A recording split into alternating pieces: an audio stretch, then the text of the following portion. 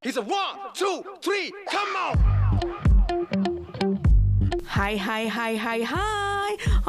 Lamanya tak jumpa you all semua. You all semua rindu akak tak? Akak rindu tau you all semua ni. Baiklah, minggu ni akak nak ceritakan khasiat buah durian. Sebut pun dah terliur. Sekarang kan musim durian kembali viral melanda satu Malaysia ni. Kome royan dah berbunga. Emok kita minang anak dara. Semestinya saat ini dinanti-nantikan peminat raja buah ini kan? Buah durian mengandungi banyak nutrisi yang baik untuk kesihatan dan kecantikan kulit.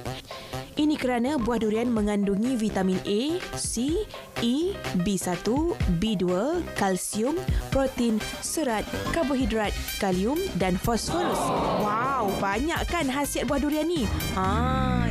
Good. Ada tak penonton akak ni mengalami insomnia? Kalau ada, bolehlah makan buah durian ni ya. Buah durian mengandungi tritopan yang berguna untuk menenangkan fikiran dan tubuh tau. Tahu tak buah durian mengandungi vitamin B1, B2 dan kadar kalsium yang tinggi. Nak gigi yang cantik serta tulang yang kuat, makanlah buah durian. Yang ni mesti akak-akak semua suka. Kulit cerah menjadi dambaan kebanyakan wanita. Ini kerana buah durian mengandungi vitamin C yang mampu mencerahkan dan menyerlahkan kulit wanita jelita gitu. Nampaknya buah durian ni bukan sahaja enak dimakan tetapi juga mempunyai pelbagai khasiat untuk kita manfaatkan bersama. Tapi hati-hati ya. Hati-hati ketika sendawa. Baiklah, jumpa nanti di lain episod. Bye.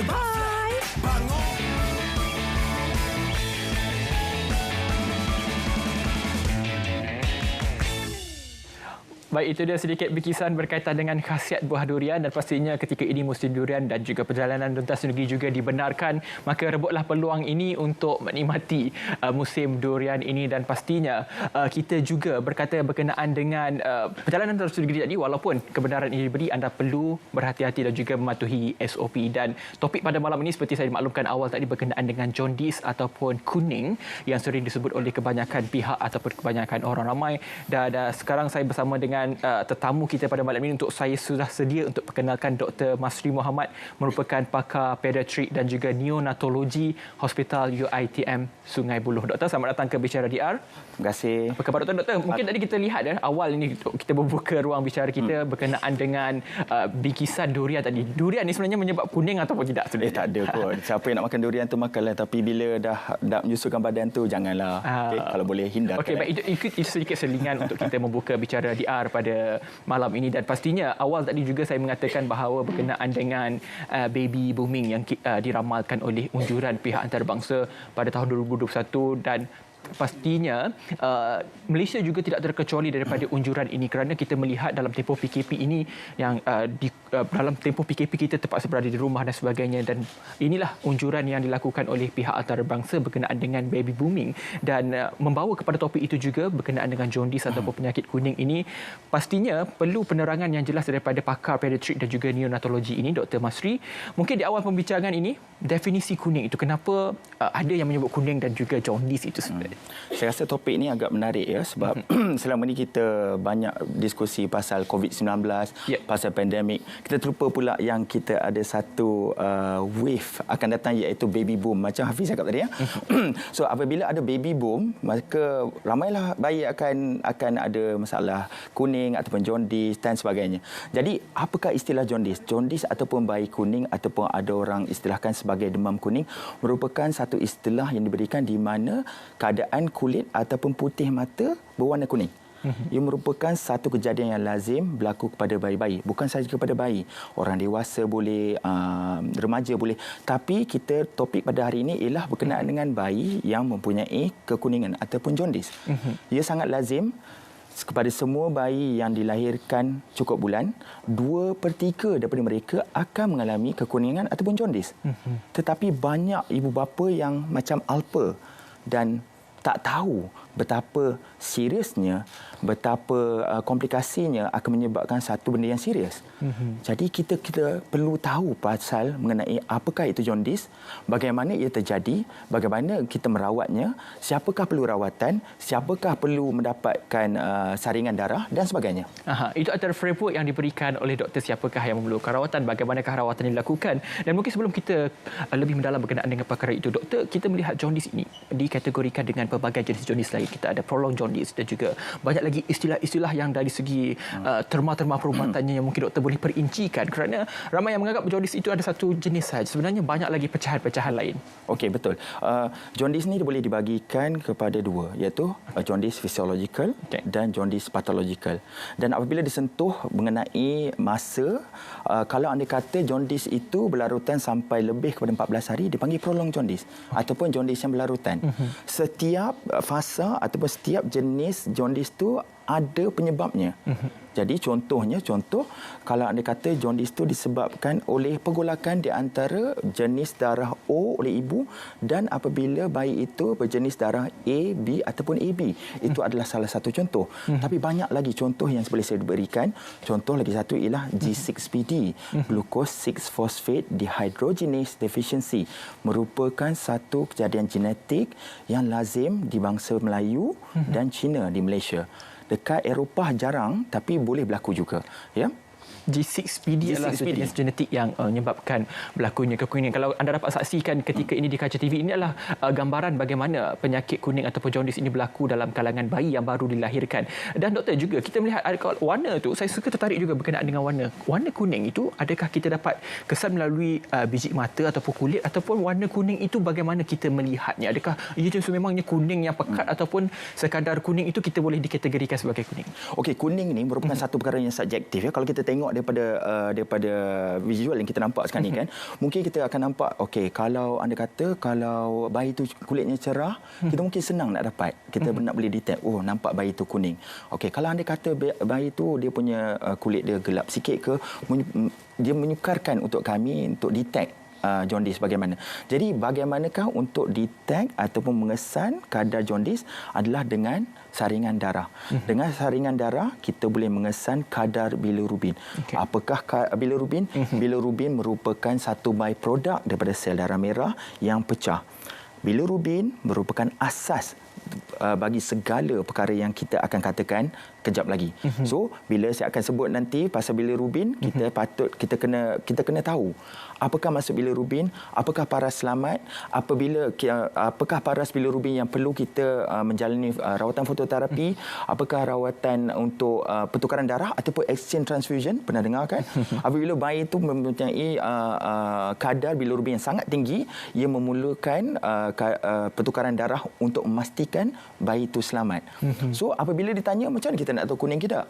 Sebenarnya saya selalu cakap kepada ibu bapa, bawakan anak dekat sumber cahaya matahari dan kita tengok adakah dia kuning dekat di mata, di bahagian kepala. Dia akan start lalu di bahagian atas, ke bahagian badan dan turun ke bawah. Apabila turun ke bawah tu maksudnya kuning dia adalah sangat tinggi ataupun paras bilirubin dia adalah tinggi. Okey, paras bilirubin yang dimaksudkan oleh doktor kita boleh mendapatkan melalui ujian darah dan ramai juga ibu bapa yang bertanya kenapakah bilirubin ini untuk ujian darah ini perlu diambil di tumit kaki? Apakah sebab spesifik ditentukan di tumit kaki untuk pengambilan darah tersebut? Okey, kalau anda kata ibu dan bapa itu membawa bayi mereka pergi ke klinik kesihatan contohnya, ya. Apabila pergi ke klinik kesihatan, doktor ataupun pegawai kesihatan itu akan mengambil darah di bahagian kaki ataupun dipanggil heel prick. Di bahagian sini. Ia merupakan satu kaedah yang cepat, mudah dan senang. Okey, tapi of course sebab dia melibatkan jarum, dia sakit juga. Ya. Sebenarnya yang paling efisien, yang paling accurate ialah dengan mengambil darah daripada vena ataupun orang kata urat. Ya. Kalau ada istilah lalulah orang tua cakap. Ya. Kalau daripada heel prick ataupun daripada kaki itu, diambil darah, sedikit darah dan boleh diproses secepat dan dia sangat efisien, tetapi dia tidak se-accurate ataupun tak setepat dengan kandungan darah ataupun kandungan bilirubin daripada salur darah. Okey, tapi ia merupakan satu kaedah yang cepat dan efisien untuk mendapatkan maklumat berapakah jumlah bilirubin. Ya. So benda itu mudahlah. Ya. Dan juga ramai yang tidak tahu berkenaan dengan satu teknologi yang doktor kongsikan semasa perbualan kita berkenaan dengan untuk kita melihat bagaimanakah kadar bilirubin itu ada tinggi ataupun tidak. Apakah alat yang dimaksudkan oleh doktor? Kerana ramai juga yang mungkin tidak tahu, hanya tahu ambil darah sahaja sebenarnya. Okey. Sebenarnya kan teknologi dah berkembang. Kalau kita tengok kereta pun sekarang dah guna elektrik. Kalau bahagian kuning ni kan sebenarnya kalau anda semua nak tahu, ada juga teknologi di mana bayi ni tidak perlu diambil darah langsung untuk mengenal pasti paras bilirubin. Dia hanya dengan ada satu gadget dipanggil transcutaneous bilimeter. Apakah transcutaneous bilimeter? Ialah di mana dia ambil gadget tu ataupun alat itu disentuhkan kepada bahagian kulit bayi berkenaan, dia boleh mendapatkan bacaan kandungan bilirubin dengan serta-merta, dengan selamat dan tanpa memerlukan pengambilan darah. Apa masalahnya? Kos. Kerana transcutaneous bilimeter itu sangat kecil, dia boleh letak dalam poket dan dia senang hilang dan kosnya adalah sangat tinggi. Itu merupakan teknologi bukan actually baru tahu. Dia dah develop since 2006, 2007 lagi. Cuma kat Malaysia ni ada setengah hospital maupun kerajaan ataupun swasta sudah pun menggunakan kemudahan ini. Okey, kita bercakap berkenaan dengan bayi yang sudah dilahirkan. Apa pula kalau kita membawa ke belakang dalam tempoh kandungan ataupun pregnancy ini, ada atau tidak cara yang ibu yang mengandung ini perlu mengamalkan diet tertentu ataupun kaedah tertentu untuk mengelakkan dan juga memastikan bayi mereka tidak dijangkiti kuning? Sebab apa yang dimaklumkan pada doktor awal tadi, 2/3 pastinya bayi itu akan dijangkiti kuning. Atau ada mungkin diet-diet tertentu ataupun tips-tips tertentu yang perlu dilakukan oleh ibu yang dalam kandungan. Okey, lazimnya apabila ibu bapa pertama kali bila mendapat tahu yang mereka akan mendapat cahaya mata, mereka akan memastikan pemakanan mereka baik, mendapatkan vitamin dan memastikan pemakanan diorang balance. Ya. Semua perkara itu adalah benda yang baik. Saya kagum dan saya sarankan untuk menjaga pemakanan yang baik untuk semua ibu-ibu, bakal-bakal ibu. Ya. Tetapi adakah dia akan mempengaruhi faktor sama ada anak mereka akan jaundice ataupun tidak? Malangnya adalah tidak directly, ya. Tak ada orang kata yang kalau anda kata kita pantang ke apa ke, ibu tu pantang ke apa ke, menyebabkan anak kita tak jaundice. Contoh kalau anda kata ibu tu berdarah O ataupun ibu tu ada rhesus negatif ataupun faktor darah tu ia ada rhesus negatif, kebarangkalian untuk bayi mereka untuk mendapat jaundice adalah sangat tinggi kerana apabila ibu berdarah O dan apabila anak tu berdarah jenis darah yang lain, maka ada pergolakan di antara darah ibu dengan anak itu. Lucky or not, dia akan jaundice juga.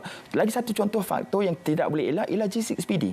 Kalau anda kata ibu tu mempunyai carrier atau pembawa G6PD ataupun glucose 6-phosphate dehydrogenase deficiency, dia akan turunkan genetik itu kepada kebarangkalian untuk turunkan kepada anak lelakinya adalah 50% ataupun 50%. Benda itu tidak boleh dielakkan, tapi dia ada kebarangkalian 50%. Ada benda yang orang kata walaupun faktor 2/3 akan jaundice, tetapi ada faktor yang memang tidak boleh dielakkan. Lagi salah satu faktor ialah apabila kakak-kakak mereka atau kakak-kakak bayi itu ataupun abang-abang bayi itu ada sejarah mendapat treatment fototerapi ataupun pernah ada jaundice ataupun kuning, maka mereka ada kebarangkalian untuk dapat kuning juga. Baik, istilah fototerapi yang ditekankan oleh doktor di gambar yang anda dapat lihat di LED belakang ini yang kita akan perincikan. Mungkin di awal perbincangan ini mungkin ada yang tidak memahami bagaimanakah jaundice ini berlaku, namun kita akan perincikan dalam set yang kita mulakan pada malam ini untuk kita memberi penerangan berkenaan dengan jaundice. Kembali selepas ini untuk penerangan lebih lanjut.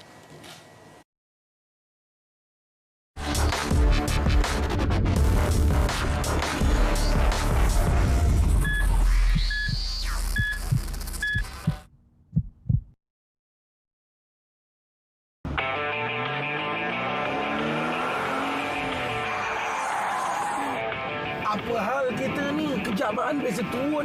Syuk.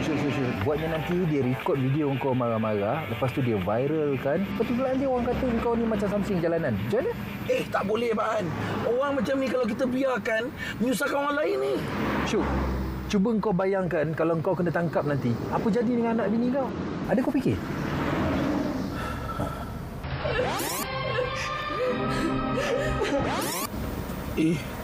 Takutlah saya, Baan. Kesian, tak ada siapa nak tolong anak bini saya kat rumah. Syuk, biarkan. Tugas ni biarkan pihak berkuasa yang jalankan kerja dia orang. Tugas kita patuhi undang-undang jalan raya. Kita jangan ikut perangai macam dia. Kalau Abang An cakap macam tu, baiklah. Sikap anda mengubah segalanya.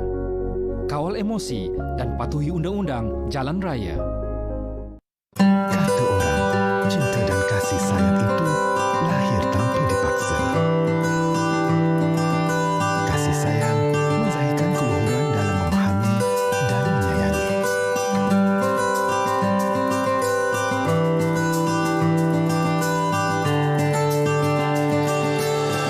Kasih sayang menzahirkan ketulusan dalam berkongsi dan berbagi.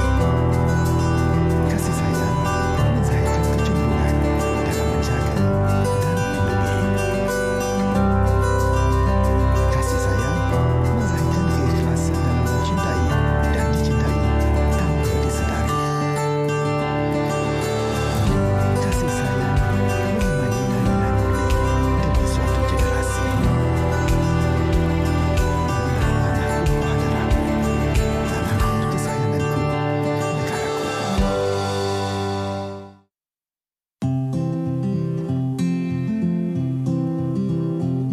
Sentri bantu jaga, polis henti pencuri jaga.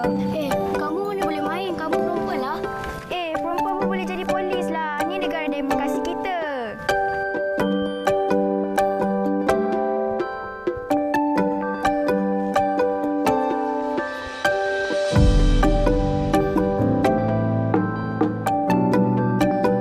Bangga jadi anak Malaysia, ku kibar megah bendera negara.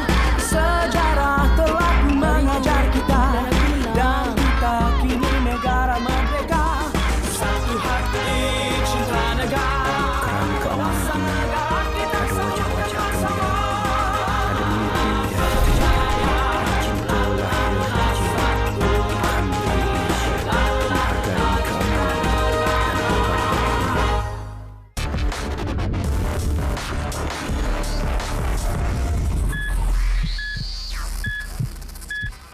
Bertemu kembali dalam Bicara DR, masih lagi bersama dengan Dr. Masri Mohamad, merupakan pakar pediatrik dan juga neonatologi Hospital UITM Sungai Buloh, bercakap berkenaan dengan penyakit jaundice ataupun kuning ini. Di awal pembukaan Bicara DR, kita memberi makluman berkenaan dengan bagaimanakah jaundice itu berlaku. Namun saya pasti dah percaya mungkin anda tidak dapat menggambarkan bagaimanakah proses itu berlaku. Justru dengan kecanggihan set baru kita pada malam ini, kita boleh tunjukkan kepada anda, dan juga doktor sudah pun bersedia untuk memberi penerangan terperinci berkenaan bagaimanakah jaundice ini boleh berlaku. Silakan doktor. Okey, baik.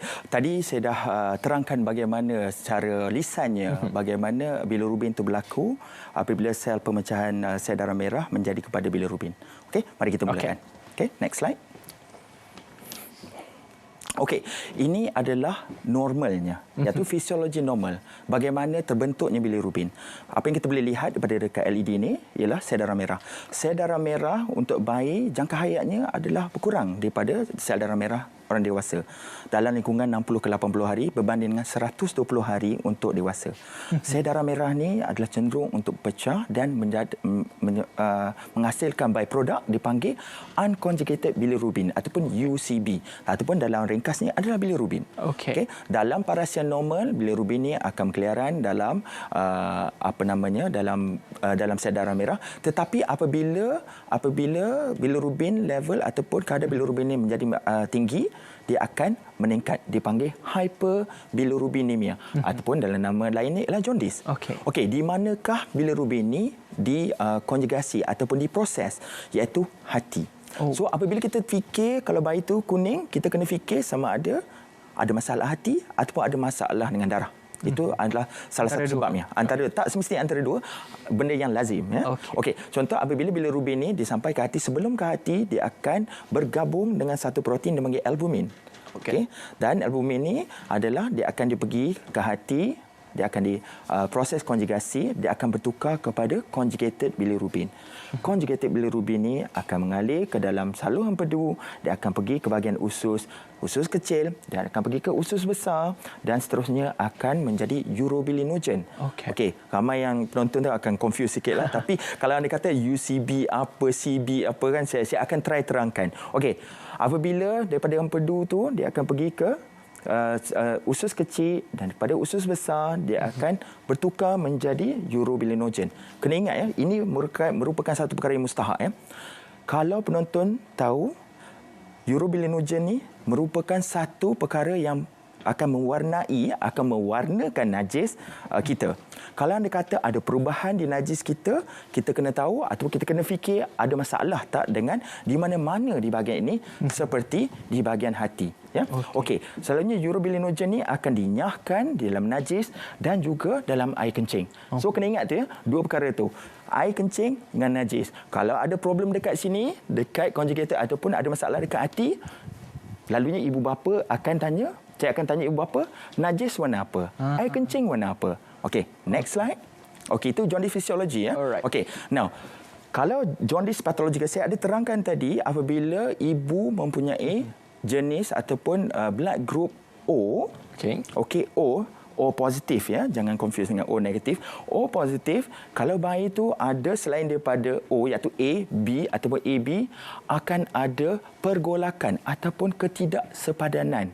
ABO. Ini merupakan satu perkara yang lazim di mana kalau anda kata benda ni perkara ni berlaku, bayi itu akan menjalani proses saringan bilirubin untuk memastikan dia tidak kuning.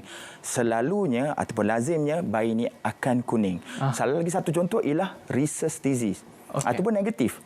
Hafiz pernah dengar kan? Kalau anda kata kalau ibu tu ada negatif ataupun dia punya blood group tu ataupun jenis darah adalah negatif, antibody itu boleh melawan ataupun akan kacau darah bayi, menyebabkan pergolakan dan akan memusnahkan sel darah bayi, menyebabkan bayi itu akan menjadi kuning dengan secara mendadak. Itu selalunya berlaku dalam masa 24 jam daripada masa kelahiran. Okey. So, baik, sebelum kita terus kepada slide berikutnya, saya tertarik dengan perkataan jaundice yang berlebihan tadi. Ramai juga tertanya apakah yang akan berlaku sekiranya jaundice yang melalui bacaan tadi bilirubin. Okey, istilah hanya begitu, bilirubin itu berlebih. Apa yang akan berlaku kepada bayi secara spesifiknya? Okey, kalau secara spesifiknya, kadar bilirubin dalam darah selalunya dikawal atur oleh hati. Tapi kalau anda kata kadar bilirubin yang berlebihan akan menyebabkan dia boleh pergi ke bahagian selaput otak, akan merentasi bahagian selaput otak ataupun blood brain barrier dan akan pergi ke bahagian tengah otak dipanggil basal ganglia dan thalamus.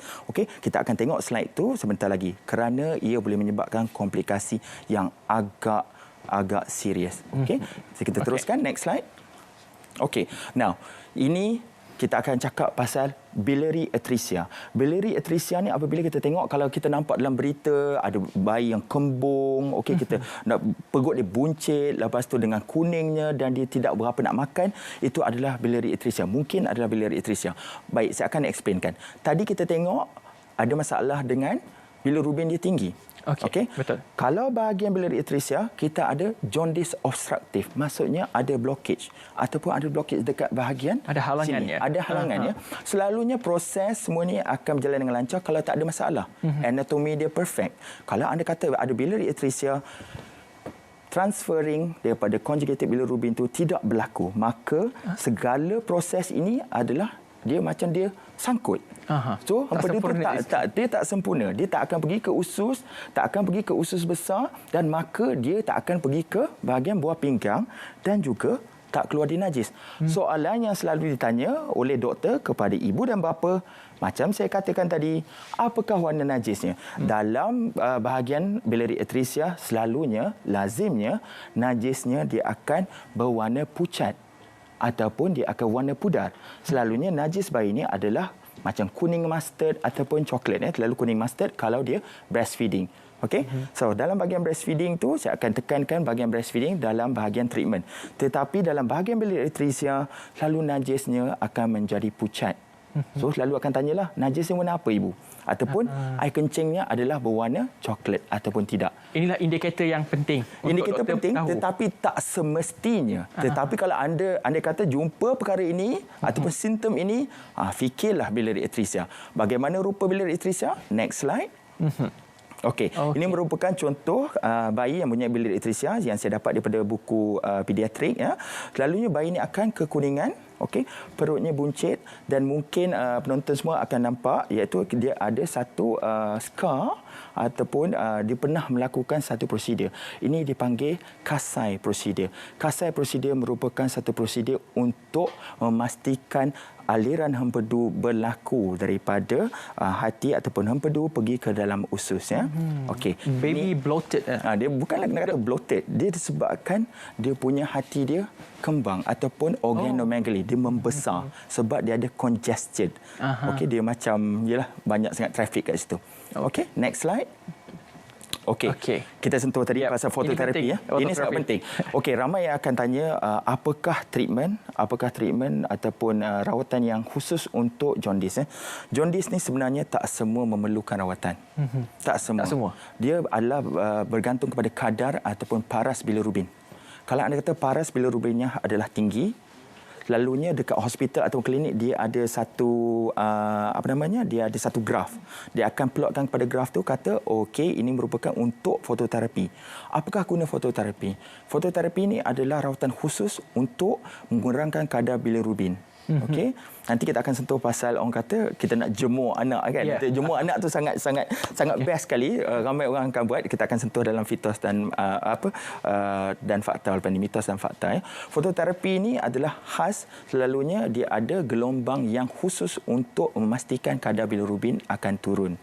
Okey. So ada juga yang ada perkhidmatan di mana fototerapi boleh dibuat di rumah. Saya tak ada masalah dengan rawatan untuk buat fototerapi di rumah, tapi dengan syarat kita kena ada ilmu dan kita kena pastikan anak kita selalu dapat saringan darah untuk memastikan kadar bilirubin turun ya. Selalunya lazimnya dilakukan di hospital. Kalau kita pergi hospital lalu kita nampak umur semua kan. Lalunya bayilah. Kalau bayi yang dikawal melalui fototerapi ini, berapa lama tempoh yang digunakan? Adakah dalam tempoh sehari itu satu hari diletakkan atau ada jam-jam tertentu perlu dikeluarkan atau sebagainya? Okey, ia bergantung kepada paras bilirubin tu. Anda kata kalau bayi itu pergi ke dalam hospital, dia akan menerima fototerapi. Dan apabila dia menerima fototerapi ini, ibu dibenarkan untuk terus menyusukan anak mereka. Kena ingat ya, penyusuan merupakan satu perkara yang penting sekali. Saya tak boleh nak emphasize benda ni so important.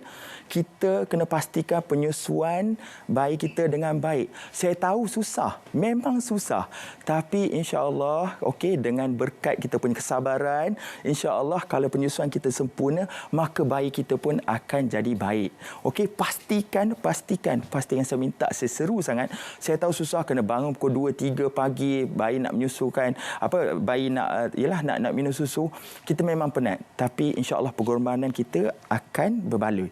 So, benda yang paling utama untuk treatment jaundice adalah penyusuan yang baik. Pastikan tahap hidrasi bayi yang baik. Pastikan tu. Tapi kalau anda kata paras bilirubin masih tinggi, itulah kami akan tolong dengan guna fototerapi. So berapa lama proses fototerapi ni? Ia bergantung kepada paras bilirubin. Maka bila bayi anda berada di hospital, kita akan buat screening ataupun saringan darah secara berperingkat. Ini merupakan cara yang paling berkesan untuk merawat bayi yang dijangkiti kuning ini, dan pastinya penerangan ini penting untuk kita maklumkan kepada anda betapa pentingnya rawatan fototerapi dan perlunya merujuk kepada pakar-pakar perubatan dan tidak memandai-mandai menggunakan mitos ataupun teknik rawatan yang diunjurkan oleh kebanyakan pihak, dan itu kita akan perincikan dalam segmen yang terakhir. Mungkin doktor menyentuh berkenaan dengan breastfeeding ataupun penyusuan bayi itu betapa pentingnya. Mungkin kita nak berceritakan sikit kaitannya antara susu bayi dan juga kuning ini, sebab ramai yang mungkin tak faham berkenaan dengan, ada yang mencampurkan dengan susu formula menyebabkan, ada yang mengatakan bahawa pencampuran susu formula dan juga susu badan ini menyebabkan kuning. Ada salah faham yang perlu diperjelaskan? Banyak sangat penjelasan yang perlu saya uraikan, dan Hafiz pun banyak bagi soalannya. Satu, susu formula tidak menyebabkan bayi itu kuning ya. Banyak pula yang ibu bapa ambil pendekatan untuk bertukar kepada susu ataupun daripada susu ibu kepada susu lembu ataupun susu kambing. Dekat Malaysia ni, for some reason reason susu kambing memang famous. Saya tak tahu kenapa. Sebenarnya ialah susu ibu merupakan satu anugerah yang diberikan untuk ibu dan bayi untuk bonding, untuk memastikan chemistry yang baik dan of course untuk memastikan tahap hidrasi yang baik. Okey. Benda yang paling mustahak pasal penyusuan ibu ialah ibu tak stres. Ibu tak stres. Kelalunya ibu akan stres. Bila ibu stres tu dia akan frustrated. Dia rasa kecewa. Dia tak boleh nak, orang kata tak, saya rasa semua bukan ibu yang baik. Dia akan rasa kecewa, let down. Lepas tu mulalah kata ambillah botol susu ini. Apabila kita letak botol susu kepada mulut bayi kita, kebanyakan ibunya akan start menitik mata. Kerana dia rasa dia tak sempurna. Kerana dia tak menjalankan amanah yang baik. Bukan ya. Kalau anda kata ibu tu sangat letih, sangat penat kan, saya tak ada masalah. Tak ada masalah. Selalunya kalau anda kata perlukan susu formula, kalau ada indikasi untuk memberi susu formula, terpaksa kita bagikan. Okey, tapi tak ada kontraindikasi. Tapi bagi saya sebagai pakar perubatan, pakar pediatrik, menganjurkan supaya susu ibu merupakan susu yang paling utama sekali untuk bayi. Bukan susu formula. Betapa pentingnya berkenaan dengan penyusuan bayi terhadap penyakit kuning ini. Dan pastinya selepas ini untuk blok yang terakhir, kita ingin bercakap berkenaan dengan perang melawan mitos. Di antara mitos dan fakta, bagaimanakah kita ingin memperjelaskan berkenaan dengan perkara ini. Namun kita berehat sekali lagi, kembali selepas ini dalam Bicara DR.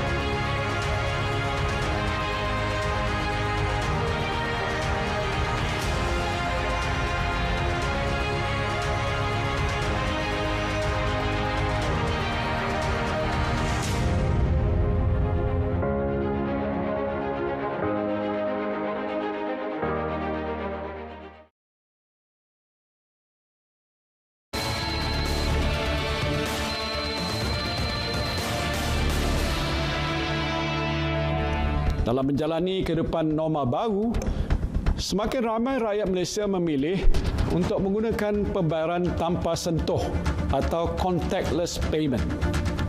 Untuk menggalakkan penggunaan perkhidmatan ini melalui program e-penjana yang bernilai RM750 juta, kerajaan akan mengkreditkan RM50 ke dalam akaun e-dompet pengguna. Dan ini akan dipadankan dengan tambahan voucher, pulangan tunai dan diskaun berjumlah RM50 Malaysia daripada syarikat khidmat e-dompet.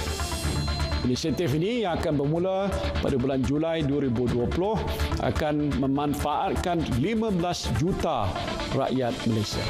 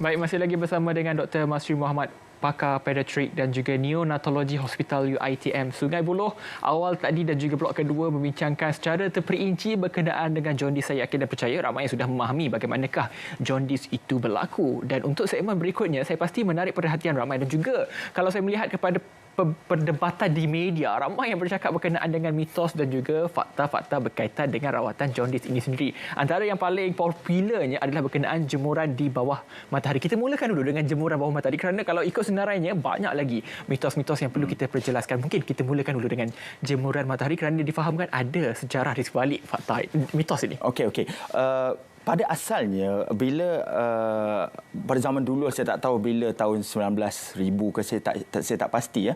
Memang pada asalnya nurse ataupun midwife yang menjaga bayi-bayi yang kuning ni selalunya akan menjemur bayi-bayi yang kuning, dan apabila mereka melihat selepas jemuran tu kadar kuning tu menurun. Itu zaman dulu ya.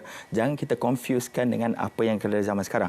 Tapi saya kena careful juga dengan apa yang saya katakan sekarang ni sebab yang dengar-dengar tu adalah ibu kita, nenek kita, dan memang orang kata daripada turun-temurun mengatakan kalau anak kau kuning tu kau letaklah anak dekat luar tu kan, bagi dia jemur. Tapi kita nak tahu pukul berapa, dia pukul 8 ke sampai pukul 12 ke, ataupun nak jemur sampai dia hangat ke, macam mana kita nak tahu sampai bila? So kita tak tahu benda tu. Bagi saya jemuran tu saya tak recommend, saya tak sarankan kerana memang betul daripada cahaya matahari itu ada gelombang yang boleh menurunkan bilirubin, tetapi ada juga gelombang-gelombang cahaya yang boleh memudaratkan anak-anak kita, yang boleh menyebabkan anak kita sunburn, boleh menyebabkan anak kita kepanasan. Okey, sanggupkah kita nak biarkan anak kita dekat luar, dekat bahagian laman kereta ke kat mana kan, menyebabkan dia kepanasan?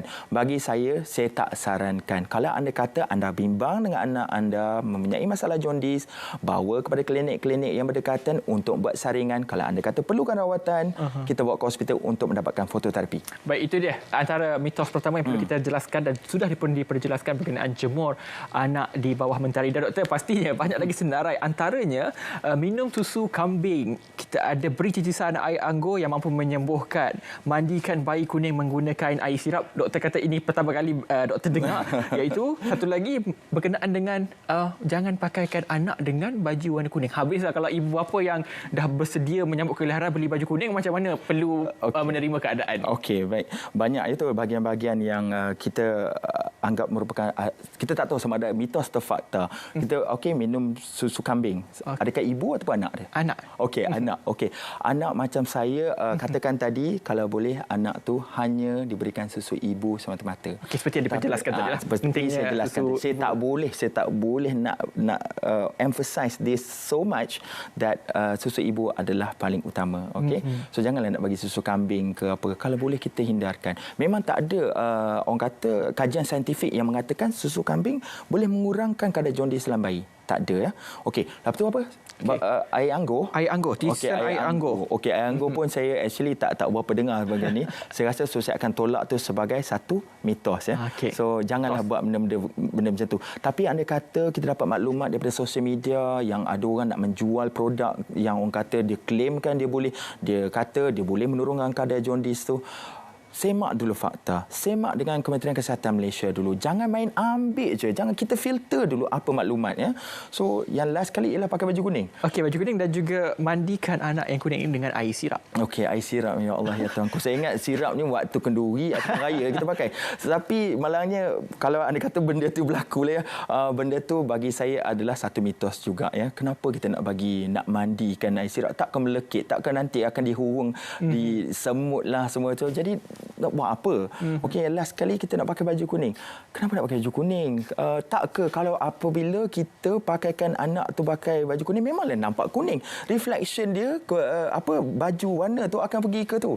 Tak ada masalah nak pakai kuning ke, nak pakai merah ke, nak pakai biru ke, suka hatilah anak korang. Suka hati. Tak kisah, dia tak ada. Itu merupakan jatuh dalam bahagian mitos ya.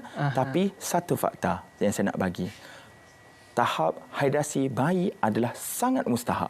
Pastikan bayi itu minum dengan baik, pastikan bayi itu mendapat naikkan berat badan dia, pastikan bayi itu kencing dengan baik, tidur dengan baik, tetapi jangan tidur berlebihan. Kalau anda kata tidur berlebihan itu merupakan satu sign ataupun satu petanda yang tahap bilirubin adalah tinggi ataupun dipanggil kenikterus. Kenikterus ni merupakan satu komplikasi yang amat bahaya yang di mana bilirubin boleh merentasi bahagian-bahagian otak dan boleh menyebabkan komplikasi seperti koma, sawan dan juga cerebral palsy dan juga ada masalah pendengaran. Jadi bagi saya tolong jangan ambil mudah bahagian jaundice ini, rujuklah kepada pakar kesihatan ataupun klinik kesihatan untuk mendapatkan maklumat lanjut. Saya tertarik berkenaan doktor kata kita kena kerapkan supaya bayi itu mengeluarkan air kecil. Dan bila doktor menyebut perkara itu, ramai juga yang mengatakan bahawa antara mitos lain memberi bayi air putih. Adakah ini satu perkara yang betul atau hanya susu bayi sudah mencukup? Susu ibu merupakan dah komplit, mempunyai nutrien yang baik, karbohidrat, protein, immunity, semuanya ada di dalam susu ibu. Jadi kenapa kita nak introduce air? Itu bukan merupakan cara yang betul untuk mencapai tahap hidrasi yang baik. Okey, sebab air tidak direkomendkan, tidak disarankan untuk diberikan kepada bayi yang sangat kecil. Malah yang bayi yang baru nak lahir, dia tidak boleh digunakan sebab dia tak ada nutrien. Jadi untuk mencapai tahap hidrasi yang baik, berikan susuan ibu yang sempurna. Support the mother. Okey, kalau anda kata seorang suami itu nampak ibu tengah menyusukan ibu tengah menyusukan anak tu, duduklah belakang dia, gosoklah belakang dia, kurangkan stres dia, buatlah kerja-kerja lain, tolonglah benda-benda lain. Janganlah pula masa ibu tengah pantang, masa itulah kau main bola, masa itulah kau nak melepak kan. Janganlah. Lagi satu, kalau ada kata kalau ibu tu stres ataupun ibu tu minta pertolongan, of course you have your mother. Ibu anda merupakan bidan yang terbaik sekali. Itu dia antara mitos dan fakta yang telah pun dimaklumkan dan juga di-emphasizekan dalam bahasa Inggerisnya. Dimaklumkan kepada anda betapa pentingnya untuk kita mengetahui antara mitos dan juga fakta. Dan sebelum kita berehat, kita akan selepas ini ke satu kapsul lagi berkenaan dengan kapsul farmasi. Namun sebelum kita tayangkan berkenaan dengan kapsul farmasi, dan sebaik saja kita kembali, lepas itu kita akan membawa perumusan kepada perbincangan kita pada malam itu berkaitan dengan jaundice. Kita berehat sekali lagi, kembali selepas ini dalam Bicara DR.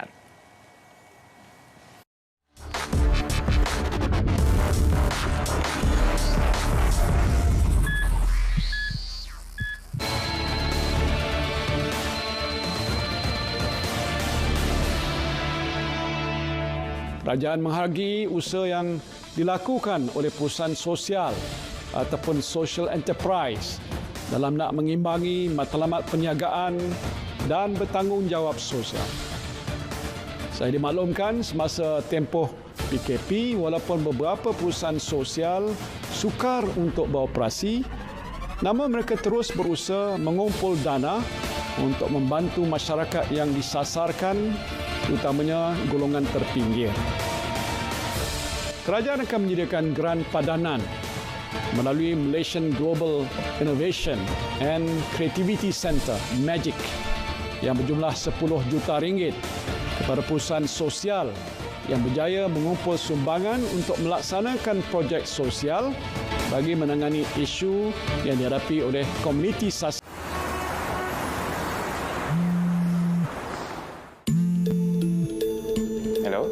Saya membuat panggilan daripada mahkamah. Hasil semakan daripada pihak kami terdapat pertuduhan atas nama anda. Anda perlu selesaikan hutang yang tertunggak untuk mengelakkan nama daripada disenarai hitamkan. Anda perlu masukkan duit ke dalam akaun yang saya bagi tadi itu. Ya, hari ini. Okey. Terima kasih.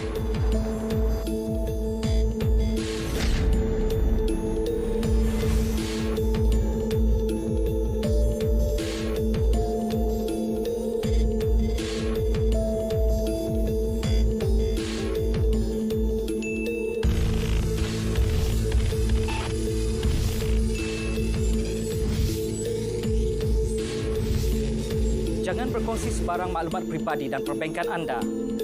Jangan mudah panik.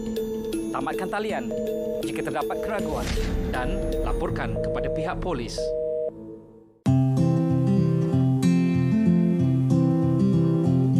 Sentri bantu jaga, polis henti pencuri jaga. Kamu mana boleh main?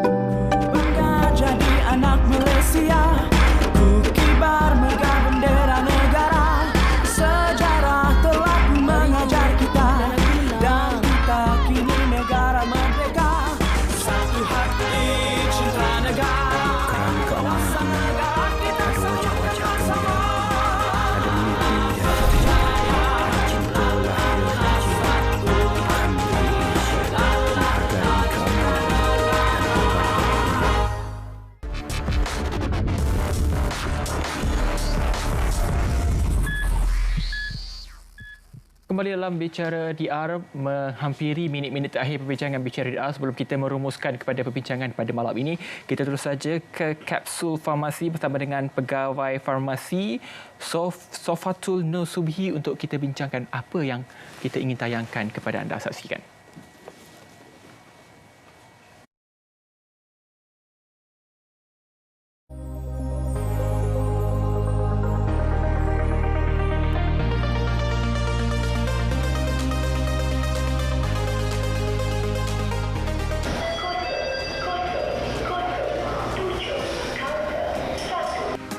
Saya Sof, ahli farmasi anda. Pada hari ini, saya akan berkongsi informasi tentang cara penyimpanan ubat yang betul.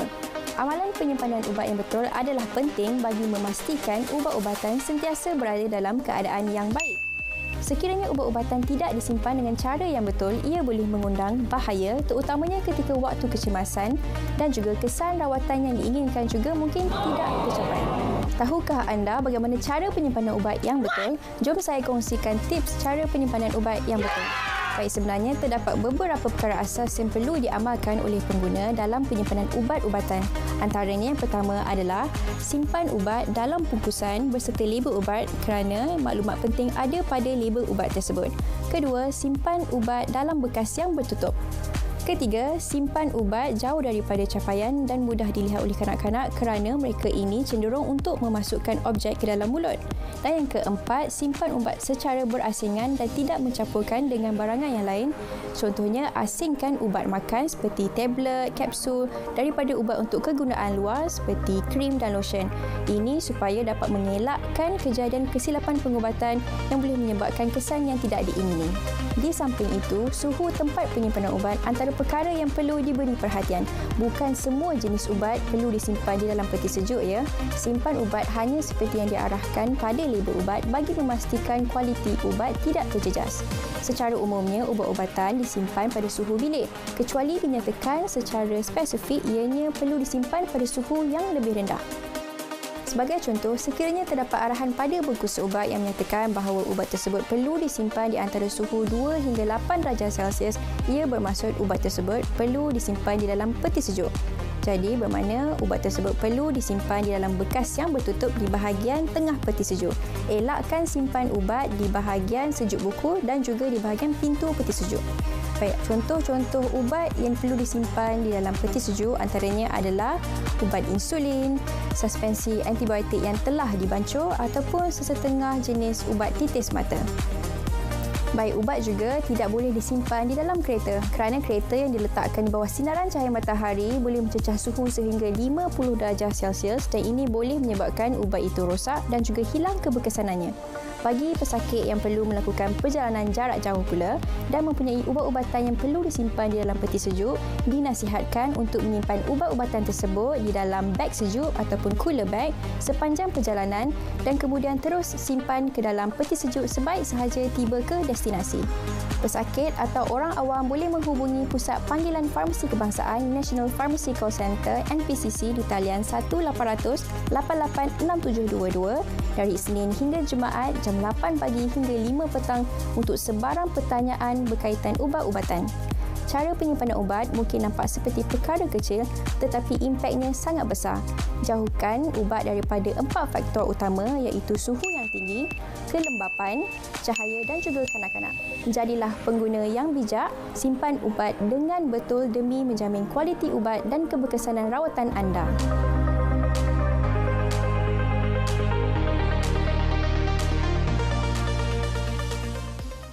Baik, terima kasih Sufhatul Nur Subhi, cantik namanya, atas penerangan berkenaan dengan resepi sihat iaitu penyimpanan ubat dengan cara yang betul. Ini juga antara topik yang perlu kita maklumkan kepada anda untuk memastikan ubat yang disimpan itu dalam keadaan betul. Baik, di minit-minit terakhir ini setelah kita membincangkan berkenaan dengan mitos dan juga fakta ini, pastinya sekarang ini membawa kepada rumusannya bagaimanakah kita ingin memberi pemahaman yang lebih jelas lagi dari hujung-hujung rancangan ini berkenaan dengan jaundice. Doktor, pastinya dalam minit terakhir ini banyak lagi ingin dikongsikan. Betul. Okey. Tapi saya rumuskanlah dengan apa yang kita telah perbincangkan pada malam ni ya. Pertamanya ialah jaundice adalah lazim. 2/3 daripada bayi yang dilahirkan mengalami jaundice. Okey. nak tengok jaundice atau tidak sangat subjektif. Tapi anda kata anda risau, anda khawatir, bawalah anak anda pergi ke klinik kesihatan untuk menjalani saringan bilirubin, iaitu mengesan paras bilirubin. Dan ketiganya ialah susu ibu. Saya streskan perkara ini lagi sekali. Susu ibu merupakan susu yang unggul. Bukan susu formula, bukan susu kambing. Susu ibu. Tetapi ibu-ibu semua kena banyak bersabar. Kena banyak mendapatkan pertolongan. Ada ibu anda sendiri, ada suami, bagi support pada ibu-ibu yang ini. Sebab apa? Kalau anda kata ibu ni stres, maka pembuatan susu akan berkurangan. Okey, seterusnya rawatan yang khusus iaitu fototerapi ada di hospital-hospital. Malahan ada juga yang membuat penyewaan fototerapi di rumah-rumah. Tapi dengan syarat, anda kena arif, anda kena tahu di mana anda boleh buat di rumah ataupun anda boleh lakukan di hospital. Seterusnya ialah fakta dengan mitos. Berjaga-jaga. Berjaga-jaga dengan fakta dengan mitos. Tetapi dalam masa lain, jaga juga hati ibu dan bapa kita dan turut ibu dan bapa mertua kita. Jangan singgung perasaan mereka. Mereka lebih arif, tetapi ada juga yang anda boleh buat dengan mengikut fakta dan research yang terdapat di internet ataupun di buku-buku. Maka jaundice adalah merupakan satu perkara yang serius kerana komplikasi jaundice boleh menyebabkan kerosakan di otak anak-anak kita dan boleh menyebabkan otak mereka boleh menjadi terencat ataupun menjadi cerebral palsy, ataupun salah satu daripada komplikasi adalah masalah pendengaran. Jadi take this seriously. If you worry about your child, bring your children towards the hospital and be treated by. Itu dia satu rumusan yang cukup padat berkenaan dengan peranan dan juga berkaitan dengan bagaimanakah ibu bapa perlu membawa anak ke hospital berkenaan untuk mendapatkan rawatan jaundice. Tapi doktor, sebelum berkenaan dengan kita bercakap tentang mitos, ada satu juga persoalan yang perlu saya raikan juga. Persoalan ini berkenaan dengan selain daripada air sirap tadi. Ada satu lagi orang tanya berkenaan dengan air herba, kerana ada juga mengatakan bahawa air herba ni boleh juga merawat kuning. Okey, baik. Segala apa ni nak bagi ke nak mandikan? Nak mandikan menggunakan air herba. Okey. Korang nak buatlah, tapi merupakan satu mitos kerana bagi saya, bagilah mandi air herba ke, air sirap ke, air oren ke, air cendol ke, apa pun sekalipun, tak kira, dia tidak terbukti, memang tak ada. Saya tak tahu macam mana mekanismenya. Kalau anda kata boleh anjurkan mekanisme itu kepada kami, mungkin kami boleh menjalankan kaji selidik berkenaan dengan perkara itu. Boleh bayangkan dekat Asia ataupun dekat Malaysia ni sendiri, okey, banyak fakta ataupun banyak mitos, walhal dekat negara Eropah tak ada pun. Rendamkan dekat air sirap ke, dekat air herba ke. Jadi bagi saya benda ni merupakan satu mitos. So kita buat benda yang sepatutnya kita buat, terima rawatan yang sepatutnya kita terima, dan kita pergi kepada klinik yang berdekatan untuk mendapatkan kepastian. Itu dia kenapa pentingnya saya mengangkat semula berkenaan dengan mitos ini, dan juga doktor sudah pun memberi kesimpulan yang cukup padat berkenaan dengan jaundice ini. Bagaimanakah kita perlu memerangi fakta dan juga perlu memerangi mitos dan juga meraihkan fakta yang kita terima berkaitan dengan jaundice ini sendiri. Dan doktor, seperti biasa tetamu kita adalah kebanyakan semestinya doktor, dan pastinya di minit-minit akhir ini sekarang kita masih lagi dalam memerangi COVID-19. Mungkin doktor juga sebagai barisan hadapan, dan difahamkan doktor di Hospital UiTM Sungai Buloh juga menerima rawatan pesakit COVID. Mungkin di minit-minit terakhir ini, apakah doktor ingin boleh kongsikan, dan juga sekarang ini kes sudah pun mencatat kemudian mungkin akhir kata ini, harapan dan juga apa yang doktor lalui. Okey, sebagai seorang pakar kanak-kanak yang bekerja di Hospital UiTM Sungai Buloh, kami merupakan satu hub ataupun hospital yang berdekatan dengan Hospital Sungai Buloh. Anda semua sedia maklum bahawa Hospital Sungai Buloh merupakan hospital sentral yang merawat segala pesakit yang positif COVID-19. Bagi kami sebagai hospital UiTM, kami menolong Hospital Sungai Buloh untuk merawat pesakit-pesakit yang tidak mempunyai COVID-19. Tapi kami juga menjalankan saringan. Makmal kami menjalankan saringan COVID-19 dengan secara cepat. Okey, ada yang berbayar dan ada juga yang makmal yang menolong makmal kesihatan di Malaysia. Jadi kami di Hospital UiTM tidak menerima pesakit COVID-19 kerana Hospital Sungai Buloh menerima pesakit COVID-19, tapi kami menolong hostel Singgah Buloh untuk memudahkan, meringankan kerja mereka. Tapi kita amat bergembira pada hari ini kerana angka menjadi single digit, iaitu 3 hari ini, semalam 1. Kita harus teruskan kita jaga sesama kita untuk menjayakan, untuk memastikan COVID-19 ini terus lenyap di muka bumi Malaysia ini. Baik, terima kasih Dr. Masri atas penerangan, dan inilah barisan harapan yang kita jemput pada hari ini. Masih lagi sempat berkongsikan berkenaan dengan topik pada malam ini, itu jaundice ataupun penyakit kuning. Dan ingat, penyakit jaundice bukanlah penyakit yang boleh dibawa main kerana ia boleh menyebabkan implikasi yang lebih teruk sekiranya kita tidak mengambil langkah penjaga juga langkah awal. Terima kasih sekali lagi Dr. Masri Muhammad, pakar pediatrik dan juga neonatologi Hospital UiTM Sungai Buloh, Selangor. Terima kasih sekali lagi, Doktor. Sama-sama. Kita harap dapat berjumpa lagi untuk memperincikan lagi. Mungkin ada topik yang lebih menarik berkaitan InsyaAllah, dialu-alukan. Neonatologi adalah bayi baru lahir ataupun peramatan. Baik, terima kasih sekali lagi. Terima kasih juga kepada anda yang menonton kami di saluran Berita RTM dan juga menonton kami secara dalam talian di Facebook Berita RTM dan juga di myclick.rtm.gov.my, dan siaran ulangan seperti biasa pada hari Khamis pada jam 4 petang di TV1. Jadi terima kasih sekali lagi. Saya Hafidh Hussain. Assalamualaikum dan selamat malam.